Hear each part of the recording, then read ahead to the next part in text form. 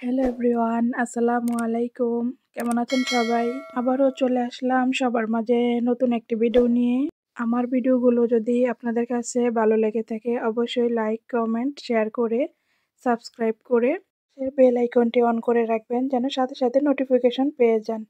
এখন আমরা পাটিসাপটার ব্যাটারটি রেডি করে নেব। 2 কাপ চালের গুঁড়া, এইখানে হাফ কাপ ময়দা, 1/4 cup powder milk, 2 table spoon চিনি, হাফ টি স্পুন লবণ। এখন আমরা সবগুলো শুকনো উপকরণ একটু ভালোভাবে মিশিয়ে নেব। তারপর এখানে আমরা অ্যাড করব ঠান্ডা পানি। আমি যেই পরিমাণ চালের গুঁড়ো সব কিছু উপকরণ নিয়েছি, আমার এখানে প্রায় 3.25 কাপের মতো পানি লেগেছে।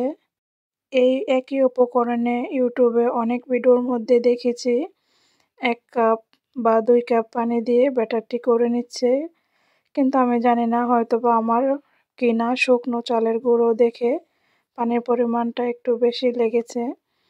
এই তো আমি দেখিয়ে দিয়েছি একটা চামচের সাহায্যে ব্যাটারটা এরকম হবে। এখন আমি দুধে ভরপুর ভিতরে খিরসাটা তৈরি করার জন্য এখানে নিয়েছি হাফ কাপ লিকুইড দুধ, হাফ কাপ গুঁড়ো দুধ, 1 টেবিল স্পুন চালের গুঁড়ো দিয়ে এখন আমি লিকুইডটি ভালোভাবে স্মুথভাবে মিশিয়ে রেডি করে নেব। এইখানে আমি 1 লিটার দুধকে ঘন করে জাল করে হাফ লিটারের কম হবে করে নিয়েছি। দেখতেই পাচ্ছেন দুধের কালারটিও চেঞ্জ হয়ে গেছে। এখন আমি এখানে অ্যাড করব 1/4 কাপ চিনি, হাফ টি স্পুন এলাচের গুঁড়া।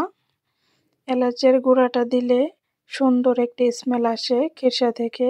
এখন দুধকে ঘন করার জন্য যে লিকুইডটা আমরা তৈরি করে রেখেছি দুধ দিয়ে, এটা এখন সাথে অ্যাড করে দেব। দিয়ে অনবরত নেড়ে চেড়ে আমরা খিরসাটা ঘন করে নিব। মিষ্টি খাবারে সামান্য চিমটি পরিমাণ একটু লবণ অ্যাড করলাম যেন টেস্টটা ভালো আসে। দুধের এই লিকুইডটি ঘন হতে আমি খুবই কম পরিমাণে চালের গুঁড়ো অ্যাড করেছি, শুধু 1 টেবিল স্পুন, কারণ আমি চেয়েছি শুধু গুঁড়ো দুধ আর লিকুইড দুধ দিয়েই খিরসাটা ঘনভাবে তৈরি হবে। তাই আমি চুলার আঁচটি লোতে রেখে অনেকক্ষণ পর্যন্ত জাল করে অনবরত নেড়ে খিরসাটা ঘন করে নিয়েছি।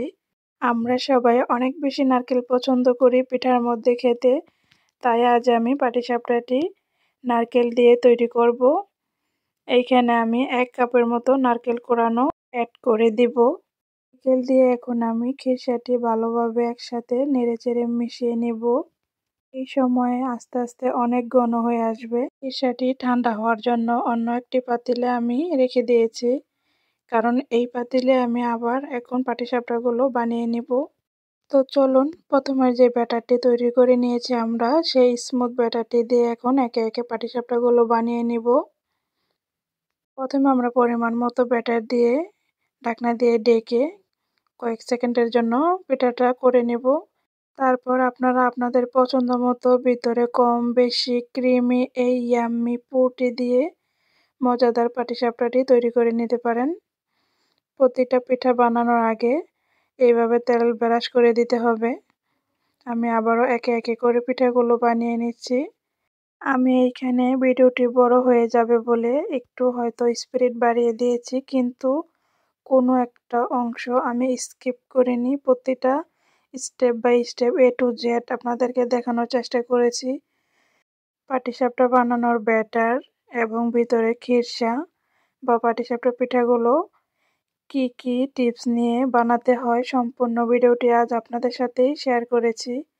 অবশ্যই আমার আজকের ভিডিওটি ফলো করে পিঠা বানালে আপনারা ফেল হবেন না। নো ফেল রেসিপি আজকে আমি শেয়ার করলাম আপনাদের সাথে।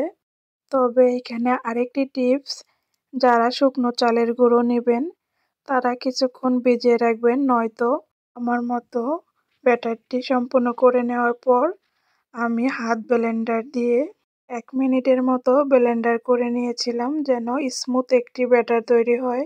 যখন আমরা সুপার শপগুলো থেকে শুকনো চালের গুঁড়ো কিনে নিয়ে আসি, কিছু কিছু চালের গুঁড়া সুজি সুজির মতো একটু দানা দানা ভাব থাকে, তাই একটু ব্লেন্ডার করে নিলে স্মুথভাবে পিঠাগুলো তৈরি হবে। দেখতেই পাচ্ছেন আমার এইখানে প্রতিটি পিঠা মাশাআল্লাহ অনেক সুন্দর স্মুথভাবে তৈরি হচ্ছে। কোথাও কোনো ফাটা নেই। পিঠাগুলো দেখতে মাশাআল্লাহ যতটা সুন্দর, খেতেও আলহামদুলিল্লাহ অনেক মজা হয়েছিল। এইখানে আপনারা চাইলে শুধু গুড়ের পিঠাটা পছন্দ করলে সাথে গুড় অ্যাড করে নিতে পারেন ব্যাটারের মধ্যে বা ভিতরে খিরসাটার মধ্যে। এতক্ষণ ভিডিওটি দেখার জন্য সবাইকে অনেক অনেক ধন্যবাদ। আজ এই পর্যন্তই, কথা হবে নেক্সট ভিডিওতে। আল্লাহ হাফেজ।